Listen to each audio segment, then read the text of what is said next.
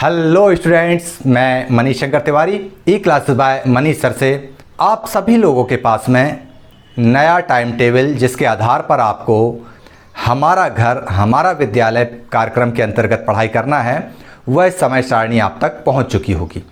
और उसी समय सारणी के आधार पर आज का हमारा विषय है आर्थिक विकास और नियोजन। तो चलिए हम इसके अंतर्गत आज अध्याय आरंभ करते हैं। आज की हमारी जो प्रमुख विषय वस्तु है विकास की अवधारणा और विकास के लक्षण। तो वीडियो आरंभ करूं उसके पहले मैं आपको बता दूं कि हम इस वीडियो को पहले भी देख चुके हैं, लेकिन ऐसे बहुत सारे स्टूडेंट्स हैं जिन्होंने पिछले वीडियोस को बहुत अच्छे से समझ नहीं पाए थे। इसलिए मैं नई समय सारणी के अनुसार कुछ ऐसे सिलेक्टेड वीडियोस हैं जिनको आपके लिए फिर से तैयार कर रहा हूं। तो आप लोग उन वीडियोस को देखिए, समझिए और चलिए हम देखते हैं आगे। आज आपके लिए मैं लेकर आया हूं कक्षा 10 सामाजिक विज्ञान विषय के अंतर्गत आर्थिक विकास और नियोजन। इसमें आज हम पढ़ेंगे विकास की अवधारणा और विकास के प्रमुख लक्षण। विकास अर्थात आर्थिक विकास। आधुनिक युग में हम सभी चाहते हैं कि उन्हें रहने के लिए मकान मिले, खाने के लिए भोजन हो तथा पहनने के लिए कपड़े भी अच्छे मिलें। इसके साथ साथ हम सभी बच्चों के लिए शिक्षा और स्वास्थ्य आदि सुविधाओं को प्राप्त होते रहें, इसकी चाहत हम सारे लोग आधुनिक युग में रखते हैं। देखिए, इस चित्र में आप देख रहे हैं कि एक परिवार है जो अपने आसपास इन मूलभूत आवश्यकताओं के लिए संघर्ष करता है, मूलभूत आवश्यकताओं की चाहत रखता है, जिनमें हैं रोटी, कपड़ा और मकान के साथ साथ शिक्षा और स्वास्थ्य। किंतु यह तभी संभव है जब वस्तुओं का उत्पादन हो और लोगों को रोजगार मिले, जिससे उनको पर्याप्त आय हो और उनकी आवश्यकताओं की पूर्ति हो। मतलब हम सारे लोग इच्छा तो रखते हैं। क्या इच्छा रखते हैं? कि हमको रोटी मिले अच्छी, पहनने को अच्छे कपड़े मिले, रहने के लिए अच्छा मकान हो। लेकिन यह सारी चीज़ें कैसे प्राप्त होंगी? जब वस्तुओं का उत्पादन होगा, कपड़ों का उत्पादन होगा तो कपड़े मिलेंगे, अन्न का उत्पादन होगा तो भोजन मिलेगा, ईंट का, सीमेंट का, लकड़ी के दरवाज़ों का निर्माण होगा, उत्पादन होगा तो हमको अच्छा मकान मिलेगा। और ये सारी चीज़ें जब उत्पादित होंगी तो उससे क्या होगा? लोगों को रोज़गार मिलेगा। रोज़गार मिलेगा तो आय अच्छी होगी, और जब आय अच्छी होगी तो उनकी आवश्यकताओं की पूर्ति होगी। और उनकी मूलभूत आवश्यकताएं क्या होंगी? वही भोजन, मकान, कपड़े, शिक्षा, स्वास्थ्य। ये पूरा एक साइकिल है, ये पूरा एक चक्र है। चलिए हम इसको कुछ इस तरह से समझते हैं। अभी अभी हमारे देश में कोरोना नाम की एक महामारी के कारण हमारे प्रधानमंत्री माननीय नरेंद्र मोदी जी द्वारा संपूर्ण देश में संपूर्ण लॉकडाउन की घोषणा की गई थी। किंतु इस लॉकडाउन में क्या हुआ? वस्तुओं का उत्पादन बंद हो गया और लोगों के रोजगार खत्म होने की स्थिति बनने लगी, जिससे उनको जो नियमित आय होती थी वह आय बंद होने लग गई और उनकी सामान्य आवश्यकताओं की पूर्ति करने में भी वे कठिनाई महसूस करने लगे। हमने देखा कि लोग जिन शहरों में काम करते थे उन शहरों को छोड़कर वापस अपने घरों की ओर लौटने को मजबूर हो गए। तब हमारे देश की अर्थव्यवस्था लगभग ठप पड़ गई और लाखों करोड़ रुपए का नुकसान होने लग गया। आर्थिक विकास का पहिया अत्यंत धीमा हो गया। ये बात आप लोग अभी अभी देख चुके हैं। ऐसी स्थिति में आर्थिक विकास ठप न हो जाए, अतः इस लॉकडाउन को समाप्त करने के लिए पुनः जान भी और जहान भी इस मूल मंत्र के साथ आर्थिक विकास का पहिया फिर से आरंभ करना पड़ा और लॉकडाउन को धीरे धीरे करके खत्म किया गया, ताकि आर्थिक विकास चलता रहे, आर्थिक विकास अवरुद्ध ना हो। इस तरह आपको समझ में आ गया होगा कि आर्थिक विकास कितना आवश्यक है। तो सबसे पहले हम इसकी शुरुआत करते हैं विकास की अवधारणा से। कि आर्थिक विकास की अवधारणा क्या है। तो आप सभी लोगों ने अपने घरों में अपने माता पिता या दादा दादी या गांव के बुजुर्गों के मुंह से यह सुना ही होगा या किस्से कहानियों में सुना होगा। क्या प्राचीन काल में भारत को सोने की चिड़िया कहा जाता था। उस समय भारत एक संपन्न और विकसित देश था। भारत की अर्थव्यवस्था अत्यंत सुदृढ़ थी। सादा जीवन, कठोर मेहनत और आपसी भाईचारा हमारी अर्थव्यवस्था का मुख्य आधार था। मतलब भारत इतना संपन्न था, विकसित था, लोग खूब मेहनत करते खेतों में, व्यापार में और आपसी भाईचारे के साथ में रहते। यही हमारी अर्थव्यवस्था का मुख्य आधार था। आप इसे आगे इस तरह से देखेंगे कि भारत की जो भूमि है वह पर्याप्त मात्रा में अन्न को उपजाती थी। ग्रामीण और कुटीर उद्योगों से जीवन यापन सरलता से होता था। बड़े पैमाने पर व्यापार भी होता था और व्यक्ति के साथ साथ ग्राम तथा राज्य सभी खुशहाल होते थे। किसान खेतों में अन्न उपजाता। गांव के जो कुटीर उद्योग थे, गांव के जो छोटी छोटी इंडस्ट्रीज़ थीं, उनमें गांव के अंदर की सारी आवश्यकताओं की चीज़ें बन जाया करती थीं, जिससे लोगों को कहीं भटकना नहीं पड़ता था। जैसे आप खुद देखते हैं कि खेती के लिए यदि हमें हल की ज़रूरत हो तो गांव में मिल जाता था। हल में जो लोहे का फल लगा होता है उसकी ज़रूरत हो तो गांव में लोहार भाई बना देते थे। इस तरह से सारी उपयोगी सामग्री कुटीर उद्योगों के माध्यम से सरलता से मिलती थी। जीवन भी आसान होता था। व्यापार भी बड़े पैमाने पर होता था। जो गांव में व्यापार करने वाले लोग होते थे वे दूर दराज क्षेत्रों में जाते, व्यापार करते और घर वापस लौट कर आते। इस तरह से व्यक्ति प्रसन्न रहता, स्वस्थ रहता, खुशहाल रहता और जब हर व्यक्ति खुश रहता तो गांव खुश होते और गांव के साथ साथ राज्य भी खुशहाल हो जाते। प्राचीन काल में आर्थिक विकास के अंतर्गत भौतिक सुख सुविधाओं के साथ साथ मानव मूल्यों का भी महत्वपूर्ण स्थान था। ऐसा नहीं है कि आर्थिक विकास का मतलब हमने भौतिकता की तरफ बढ़ गए, हमने भौतिकवाद को ओढ़ लिया, ऐसा नहीं है। उस समय मानवीय मूल्यों का भी महत्वपूर्ण स्थान था। केवल ये नहीं था कि हमने खूब सोना खरीद लिया, गाड़ी ले ली, बंगला ले लिया, मोटर ले ली, कार ले ली और हम सुविधा संपन्न हो गए, हम आर्थिक रूप से विकसित हो गए, ऐसा नहीं है। उस समय मानवीय मूल्य भी था। मानवीय मूल्य क्या होते थे कि आपसी भाईचारा था, बंधुत्व था। यदि मेरे घर पे गेहूं है, आपके घर पे चावल है तो गेहूं के बदले चावल दे दिया, चावल के बदले में गेहूं ले लिया। इस तरह से मानवीय मूल्य स्थापित थे और भारतीय अर्थव्यवस्था बहुत अच्छे से सुविधा और संपन्नता के साथ चलती रह रही थी। महान अर्थशास्त्री कौटिल्य ने अपने ग्रंथ अर्थशास्त्र में इन विचारों की बड़ी बृहद व्याख्या की है। भारत के प्राचीनतम ग्रंथों तथा वेदों में भी मानव मूल्यों के पोषण के साथ साथ आर्थिक विकास की बात कही गई है। ऐसा नहीं कहा गया है कि भौतिकवाद ही आर्थिक विकास है। भौतिकता की वस्तुओं के साथ साथ मानव मूल्यों का पोषण करते हुए आगे बढ़ना ही आर्थिक विकास कहलाता है। यही बात अर्थशास्त्र नाम का ग्रंथ जो कौटिल्य या चाणक्य या विष्णुगुप्त जिन्हें हम कहते हैं, उन्होंने इसकी रचना करके उसमें लिखा है। अर्थशास्त्र नाम की पुस्तक जो है, इसकी सरलतम व्याख्या के साथ आप अपनी लाइब्रेरी में अपने शिक्षक से कहकर बुलवा सकते हैं, उसे पढ़ सकते हैं। अब यदि हम प्राचीन वैश्विक अर्थव्यवस्था से प्राचीन भारतीय अर्थव्यवस्था की तुलना करें तो हम क्या पाते हैं? तो हम ये पाते हैं कि वैश्विक स्तर पर आर्थिक विकास के अंतर्गत भौतिक संपन्नता को प्रमुख स्थान प्राप्त था। अर्थात यदि हम प्राचीन काल में जाकर देखें कि संपूर्ण विश्व की अर्थव्यवस्था, मतलब भारत के अलावा विश्व में जो अन्य देश हैं, उन देशों की अर्थव्यवस्था और भारत की अर्थव्यवस्था की तुलना अगर हम करते हैं तो हम क्या पाते हैं? तो हम यह पाते हैं कि भारत तो मानवीय मूल्यों के साथ आर्थिक विकास की बात कर रहा है। उसके ग्रंथों में ये चीज़ स्पष्ट है, प्रमाणित है ये चीज़।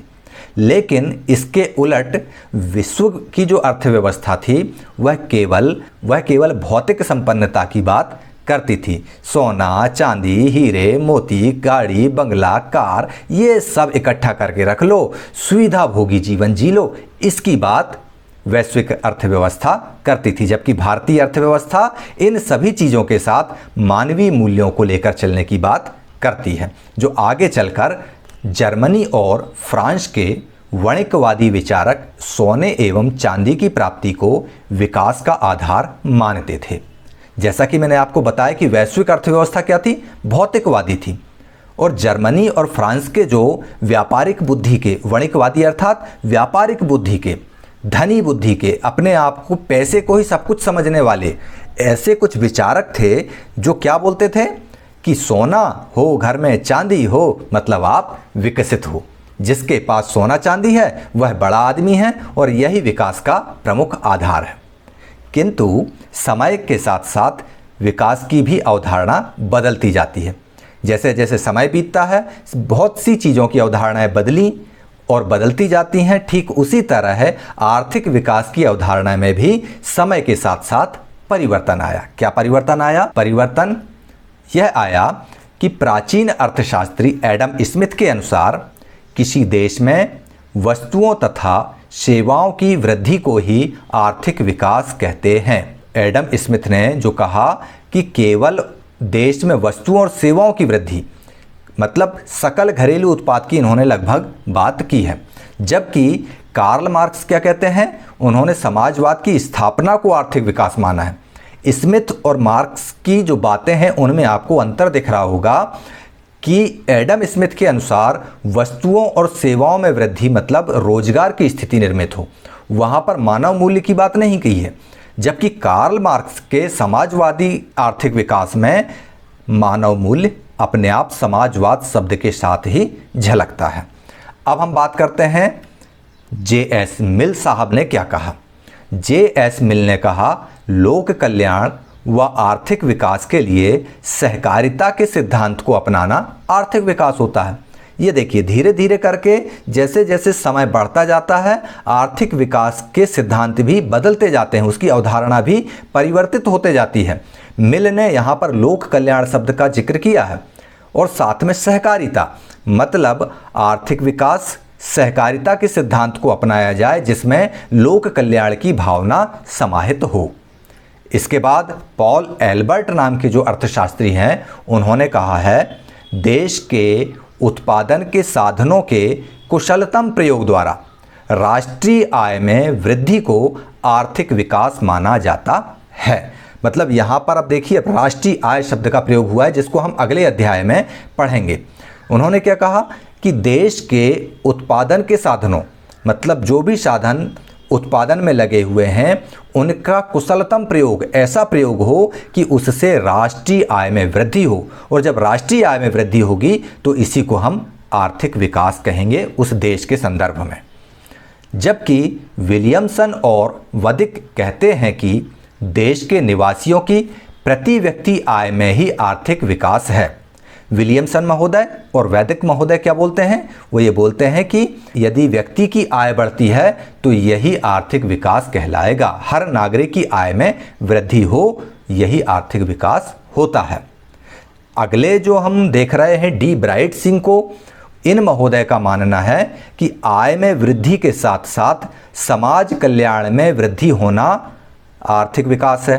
देखिए बीच बीच में कुछ लोग सकल घरेलू उत्पाद, भौतिकवाद इनको आर्थिक विकास मान रहे हैं, कुछ लोग समाज कल्याण को जोड़ते हुए इन चीज़ों में आर्थिक विकास मान रहे हैं। अब हम बात करते हैं भारतीय नोबेल पुरस्कार विजेता अर्थशास्त्री प्रोफेसर अमर्त्य सेन। उन्होंने क्या कहा? उन्होंने कहा आर्थिक विकास में जन कल्याण ही प्रमुख होता है।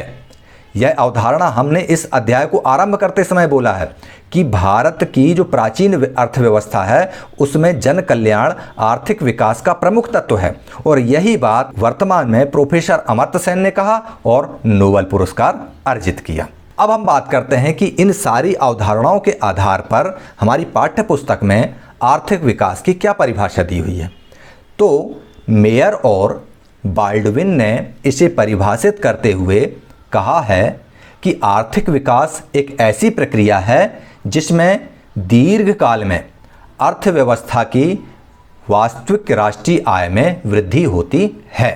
मतलब क्या होता है कि आर्थिक विकास एक ऐसा प्रोसेस है जिसमें एक लंबी समय अवधि के बाद राष्ट्रीय आय, वास्तविक राष्ट्रीय आय में वृद्धि दर्ज होती है। यदि इन्होंने मुख्य आधार क्या माना आर्थिक विकास को, राष्ट्रीय आय ही माना है मेयर और बाल्डविन ने।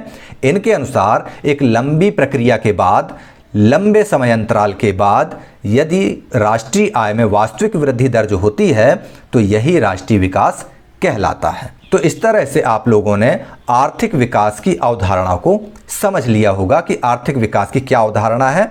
कुछ लोग आर्थिक विकास की अवधारणा में ये मानते हैं कि राष्ट्रीय आय हो, प्रति व्यक्ति आय हो, भौतिकवादी अर्थव्यवस्था हो, जबकि कुछ लोग ये कहते हैं कि इन सारे तत्वों के साथ साथ मानवीय मूल्यों को भी उसमें जोड़ लिया जाए। जैसे रोटी, कपड़ा और मकान तो ज़रूरत है ही, शिक्षा और स्वास्थ्य को भी उसका अनिवार्य हिस्सा माना जाए। अब हम विचार करते हैं आर्थिक विकास के लक्षणों पर। तो पहला लक्षण आर्थिक विकास का है सतत प्रक्रिया, कंटिन्यूअस प्रोसेस। तो आर्थिक विकास एक सतत एवं निरंतर चलते रहने वाली प्रतिक्रिया है। यह कभी ना रुकने वाली प्रक्रिया है। हमने आपको शुरुआत में ये चीज़ बताई है कि लॉकडाउन हुआ कोरोना महामारी के कारण, तो देश में आर्थिक विकास धीमा पड़ गया, प्रक्रिया ठप होने की तरफ अग्रसर होने लगी। और इसलिए चूंकि यह प्रक्रिया निरंतर और सतत चलने वाली है, इसको रोकना नहीं चाहिए। फलस्वरूप लॉकडाउन धीरे धीरे करके खोला गया। तो हम यही बात कर रहे हैं कि आर्थिक विकास एक सतत एवं निरंतर चलते रहने वाली प्रक्रिया है, जिसके फलस्वरूप क्या होता है, राष्ट्रीय आय में क्रमशः वृद्धि होती रहती है। धीरे धीरे करके समय अंतराल के साथ 5 साल में ये थी, फिर अगले 5 साल में थोड़ी और बढ़ी, फिर अगले 5 साल में थोड़ी और बढ़ेगी, फिर अगले 5 साल में राष्ट्रीय आय में वृद्धि और होगी। तो इस तरह से हम देखते हैं कि 20 वर्षों के अंतराल में राष्ट्रीय आय क्रमशः एक एक स्टेप में बढ़ती जाती है। और जब राष्ट्रीय आय में वृद्धि होती है तो क्या होता है, मांग और पूर्ति में निरंतरता बनी रहती है। जी, एक तरफ मांग चलती है, दूसरी तरफ उसकी पूर्ति होती रहती है। यह आर्थिक विकास के प्रमुख लक्षण हैं। हम दूसरा लक्षण देखते हैं, राष्ट्रीय आय एवं प्रति व्यक्ति आय में वृद्धि। आर्थिक विकास के परिणाम स्वरूप राष्ट्रीय आय एवं प्रति व्यक्ति आय में वृद्धि दर्ज होती है। जैसे जैसे आर्थिक विकास बढ़ेगा, जैसे जैसे आर्थिक विकास आगे चलेगा, राष्ट्र की आय बढ़ेगी, प्रति व्यक्ति आय बढ़ेगी। कैसे होगा ये सब कुछ आगे अध्यायों में हम इसे समझेंगे। तीसरी प्रक्रिया है दीर्घकालीन प्रक्रिया। इसको आप समझ लीजिए कि अल्पकाल में होने वाले परिवर्तनों को आर्थिक विकास नहीं माना जाता। यह एक दीर्घकालीन प्रक्रिया है। यह समझ लें इसको इस तरह से कि किसी साल यदि देश में बहुत अच्छी फसल हो गई, किसानों ने बहुत अच्छा अन्न उपजा लिया, फसलों का उत्पादन बहुत अच्छा हो गया, तो उसे हम आर्थिक विकास नहीं मानेंगे। यह कब मानेंगे, जब लगातार 5 साल 10 साल तक अगर स्थिति ऐसी ही बनी रहे, अच्छा उत्पादन हो, अच्छा कृषि उत्पादन हो, अच्छा औद्योगिक उत्पादन हो, यह प्रक्रिया लंबे समय तक चले, साल 2 साल नहीं, 5 साल 10 साल 15 साल, इतने लंबे अवधि तक जब यह प्रक्रिया चलेगी तो यह कहलाती है एक दीर्घकालीन प्रक्रिया। और उससे फिर निकल के आता है आर्थिक विकास, उसको फिर माना जाता है आर्थिक विकास। ठीक है ना। अब हम बात करते हैं चौथे लक्षण की। तो संसाधनों का समुचित विदोहन, मतलब देश में उपलब्ध सभी संसाधनों का कुशलतापूर्वक विदोहन किया जाना आर्थिक विकास को प्रभावित करता है। रिसोर्सेज का यूज़ जो है वो कुशलतापूर्वक होना चाहिए।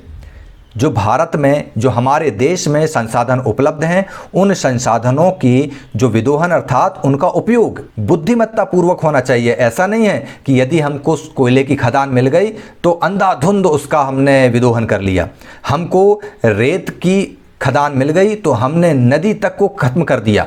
ये स्थिति नहीं आना चाहिए। संसाधनों का विदोहन कैसा होना चाहिए, समुचित होना चाहिए, कुशलतापूर्वक होना चाहिए, विवेकपूर्ण होना चाहिए और ऐसा होना चाहिए कि आने वाली पीढ़ी के लिए वह संसाधन सुरक्षित रहें। इनको हम संसाधनों वाले अध्याय में बहुत अच्छे से समझ चुके हैं। तो इस तरह से संसाधनों का समुचित विदोहन आर्थिक विकास का प्रमुख लक्षण होता है। यदि हमने संसाधनों का अविवेकपूर्ण तरीके से दोहन कर लिया तो संसाधन आने वाले समय के लिए शेष नहीं रहेंगे और आर्थिक विकास प्रभावित होगा, ठप भी हो सकता है। आर्थिक विकास का पांचवा और प्रमुख लक्षण है जीवन स्तर एवं समाज कल्याण में उन्नति। जब प्रति व्यक्ति आय में सुधार होता है तो जीवन स्तर में सुधार होता है, आर्थिक विषमता दूर होती है तथा शिक्षा, स्वास्थ्य आदि जन कल्याणकारी कार्यक्रमों में वृद्धि होती है। जिस तरह की आपने यहाँ पर नीचे इस चित्र में एनिमेशन के द्वारा देखा कि किस तरह से एक परिवार है जिसके पास में पहले कुछ नहीं था, पहले उसके पास मकान हुआ तो उसकी स्थिति में पहले से परिवर्तन हुआ, फिर अच्छे कपड़े आए, फिर अच्छी शिक्षा आई, फिर अच्छा स्वास्थ्य आया, तो उस व्यक्ति के जीवन स्तर में सुधार होने लगा, पहले से उसका जीवन बेहतर हो गया। तो इस तरह से आर्थिक विषमता भी दूर होती है और जन कल्याणकारी कार्यक्रमों में वृद्धि होती है कि जब व्यक्ति के पास पैसा आता है तो क्या करता है, वह बहुत सी चीज़ों का उपयोग करना शुरू कर देता है। सबसे पहले व्यक्ति की आवश्यकता क्या होती है? रोटी, कपड़ा और मकान, उसकी मूलभूत आवश्यकता है। लेकिन जब निरंतर आर्थिक विकास होता रहता है तो उसके पास में पैसे की आवक निरंतर बनी रहती है। जब निरंतर पैसा आता है, उसकी आय नियमित तो हो जाती है, तब वह रोटी, कपड़ा और मकान से हटके भी सोचने लगता है, शिक्षा और स्वास्थ्य की तरफ भी ध्यान देने लगता है। फिर भी आर्थिक विकास और अपनी गति के साथ आगे बढ़ता है तो रोटी, कपड़ा और मकान के अलावा शिक्षा और स्वास्थ्य के साथ साथ व्यक्ति अन्य क्षेत्रों की तरफ भी जाता है, समाज कल्याण की तरफ भी जाता है। इसके अलावा वह वैरायटीज़ देखने लगता है। इसके साथ साथ उसमें अन्य वस्तुओं के उपभोग की प्रवृत्ति भी बढ़ती है। फिर वह कार लेने की सोचता है। अगर जनरल क्लास में यात्रा कर रहा होता है और आय अगर उसकी अच्छी है तो वह वातानुकूलन में यात्रा करना पसंद करता है, फिर वह हवाई जहाज से यात्रा करना पसंद करने लगता है। इस तरह से आर्थिक विषमता दूर होती है तो वह वस्तुओं के उपयोग करने की प्रवृत्ति बढ़ती जाती है अलग अलग दिशाओं, और जितनी ज़्यादा वस्तुओं का उपयोग नागरिक करते हैं उतना ही ज़्यादा उसकी मांग बढ़ती है। मांग बढ़ती है तो पूर्ति के लिए उन वस्तुओं का उत्पादन किया जाता है। उत्पादन से रोजगार का सृजन होता है, रोजगार के सृजन से आय होती है, और जब आय होती है तो पुनः वस्तुओं के उपभोग की स्थिति बढ़ती है। तो इस तरह से आप इसको समझ सकते हैं। आर्थिक विकास का प्रमुख लक्षण है जीवन स्तर एवं समाज कल्याण में उन्नति। तो इस तरह से आज आप लोगों ने देख लिया। अब बारी है आपकी छात्र उपयोगी प्रश्नावली को हल करने की। पहला प्रश्न है आर्थिक विकास किसे कहते हैं? दूसरा प्रश्न है प्राचीन काल में भारत को क्या कहा जाता था? तीसरा प्रश्न है अर्थशास्त्र नामक ग्रंथ के लेखक कौन थे? चौथा प्रश्न अमर्त्य सेन ने विकास का आधार किसे माना है? अंतिम और पांचवा प्रश्न वणिकवाद के अनुसार आर्थिक विकास क्या है? तो इस प्रकार आप लोगों ने यह अध्याय बहुत अच्छे से समझ लिया। उन दिए गए 5 प्रश्नों के उत्तर आप पूर्व में ही हल कर चुके हैं, इसलिए जिन्होंने हल कर लिए उनको दोबारा इसको हल करने की आवश्यकता कतई नहीं है। हाँ, लेकिन इसको याद करने की ज़रूरत सभी को है। और वे स्टूडेंट्स जिन्होंने उनको नहीं लिखा है तो अपनी अभ्यास पुस्तिका में उनको नोट कर लें, उनके उत्तर लिख लें, और यदि उत्तर ढूंढने में, उत्तर खोजने में कोई कठिनाई हो तो अपने क्लास टीचर से ज़रूर बात करें।